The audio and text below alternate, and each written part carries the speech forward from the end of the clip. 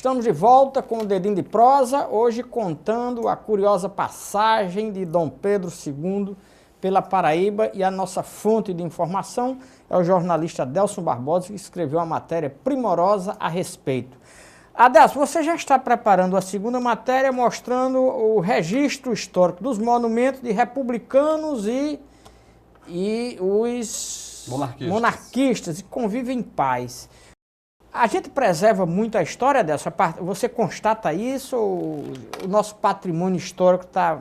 Bem, eu achava que preservava, porque João Pessoa, a nossa capital, tem registros de nomes, de presença forte de nomes monarquistas, certo? Nas ruas e com monumentos em homenagem a eles, e de republicanos também. Por exemplo, a Rua da República é uma rua em homenagem à República, à proclamação da República. A Marechal Deodoro da Fonseca, certo? É uma rua em homenagem ao primeiro presidente, Deodoro da Fonseca, que deu o golpe, que liderou o golpe militar que derrubou Dom Pedro II. Temos a Rua Dom Pedro II, a Rua Dom Pedro I, a Rua Princesa Isabel, certo? Temos a Rua Aristides Lobo. Aristides Lobo, por exemplo, era um paraibano, jornalista também, paraibano, certo? Que participou ativamente, nascido em Cruz do Espírito Santo, que participou ativamente do movimento que derrubou o imperador, certo? E essas ruas, elas se encontram, por exemplo, a Rua Dom Pedro II, que é aqui perto, ela começa ou termina, depende do sentido que você vai, perto, quase em frente à Rua da República. Então é a rua com o nome do imperador que se encontra com a rua que homenageia a República. Está tudo em paz, né? Está tudo em paz. Agora, uma coisa curiosa para o telespectador que não é do meio. Como é que você desperta para esse tipo de reportagem? São reportagens saborosas, maravilhosas de se ler no domingo. Como é que dá o estalo para... Claro, tu veja só, toda semana nós, a equipe de jornalismo lá no Correio da Paraíba, tem que ter uma matéria especial, certo? Uma matéria trabalhada para oferecer aos ouvintes, aos leitores, perdão, aos leitores. E eu fico procurando assuntos relacionados ao passado, porque eu acho que o passado não é bem preservado. A história não é bem preservada. Tem gente que não sabe nem quem foi. Não, eu vou fazer 59 anos e essa história de Dom Pedro eu estou sabendo agora. Pois é. Então, eu sabia que ele esteve aqui um dia, inclusive o que se dizia é que ele foi para o Hotel Globo, não foi, né? Não foi. Não pois é, então Globo, a história não... Certo. Mas com esse detalhe eu não conhecia. O Hotel Globo é do início do século XX, ele veio no final do século XIX. Pois é, né? não tem lógica nenhuma. Não tem Hotel Globo ainda. Certo? Então eu procuro esses temas que acho que interessa muita gente ainda que lê e assina jornal, e que lê jornal e que compra jornal, certo? Agora, deixa eu te perguntar uma coisa aqui, Adelson. Você é um repórter de fato, tem larga experiência, foi da Folha de São Paulo muito tempo. Qual é a projeção que você faz do jornalismo impresso para os próximos... Vai acabar com o advento da internet ou você acha que resiste? Eu espero que não. E pode resistir quando você começa a fazer esse tipo de matéria. De matéria, é verdade. Certo? Porque é inadmissível que um jornal, certo, dê amanhã uma informação, uma declaração do governador que foi dada hoje, 7 horas da manhã. É verdade. Então, aí rádio já deu, televisão já deu, internet já deu. Para você dar essa informação, você tem que vir com algo a mais. Então, a partir do momento que você resgata a história, eu acho que esse tipo de matéria, como você falou aí, que eu estou fazendo, certo, que outras pessoas também fazem, esse tipo de matéria tem muita leitura. É a salvação do impresso, né? Vai ser a salvação. Aliás, é exatamente esse o espírito do Dedinho de Prosa. Eu não trago Adelson Barbosa aqui para falar da vida do jornalista. Uma história curiosa que ele tem. Você está contando uma história que poucos conhecem. Já trouxe vários aqui. Às vezes o cara é músico, mas... Por exemplo, Ivan Bezerra, que é o cronista esportivo, tocava saxofone com Sivuca. Disse, Sivuca, vamos estudar música.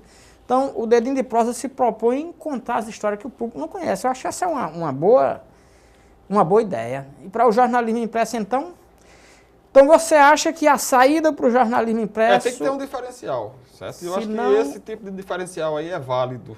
Porque muita gente, por conta dessa matéria de Dom Pedro II, que você falou, eu recebi vários telefonemas de várias pessoas elogiando elogiando e dizendo que a matéria estava muito boa, está cheia de detalhes. É pena que eu não tive mais espaço para contar mais detalhes ainda. Adelso, você é natural de onde? Eu nasci aqui. Em João Pessoa? Nasci aqui, em João Foi? Pessoa, certo?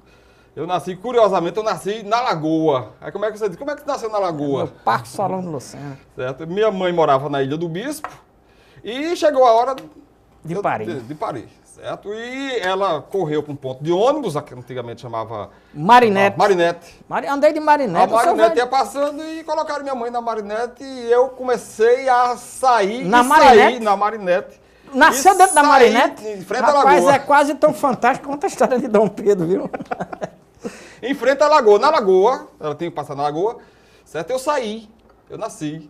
Então a Marinete puxou direto para a maternidade Cândida Vargas. Rapaz, que coisa certo? curiosa. Nasci em João Pessoa, na Lagoa, e me criei em Patos, certo? E é, né? Me criei em Patos. Criou-se em Patos, foi da igreja lá. Deu umas Fui da comunistadas igreja. lá. Você deu umas comunistadas em Patos, não foi? Me filiaram ao PCdoB. Afirma, foi No fim, mesmo. ainda bem que foi no fim da ditadura, porque senão eu teria levado umas lapadas lá dos militares, né? E eu não entendia nada do assunto. Eu só sei que, como eu era da igreja e precisava de alguém que levasse a mensagem comunista também a qualquer canto, me deram uma ruma de jornal Tribuna Operária para vender. Garoto, distribua aí. Não, vender, na Vender? porta da igreja. É? E eu vendi. Na porta Sem da saber igreja. o que era. A igreja, as notícias eram todas contra o E governo, o né? padre, e o padre? O padre nem Quem era o sabia, padre da nem época, você sabia. lembra, não?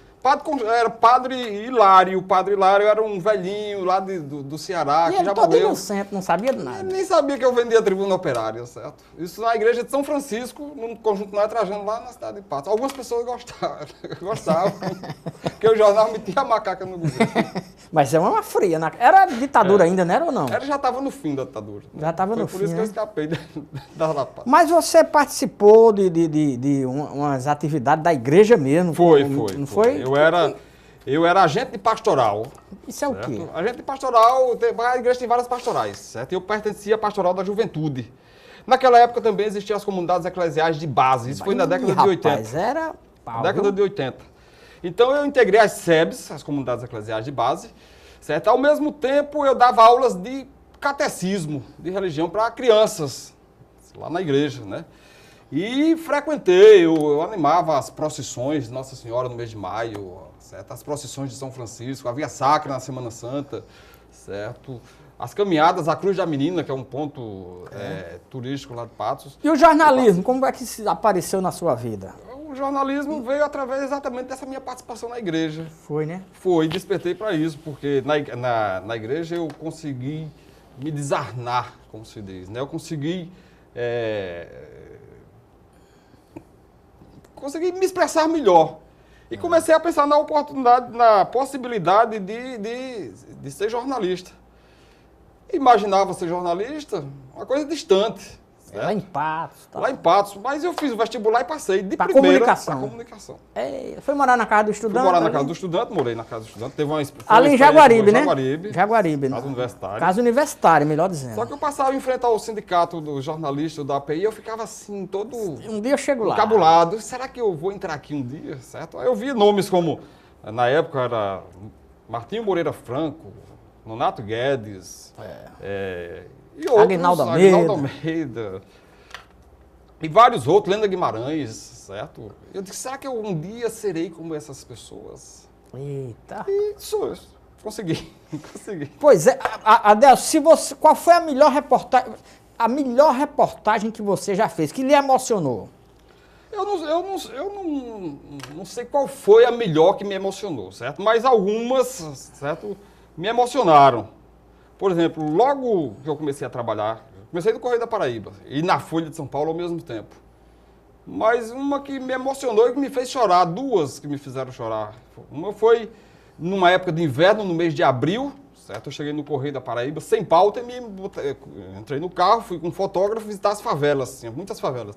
E tinha uma favela no Cabo Branco. E eu e o fotógrafo Cícero Silvestre, a gente passou na barreira do Cabo Branco, no exato momento que a barreira tinha acabado de cair, tinha coberto algumas casas e tinha soterrado 5 pessoas. E a gente chegou no mesmo na hora que o bombeiro estava tirando um menino de baixo. Aquilo ali foi chocante demais. E outra foi uma família que morreu inteira, 5 pessoas, a mãe e os filhos. Ela estava pescando no rio Sanhauá e a maré encheu de repente e o barquinho onde elas estavam virou.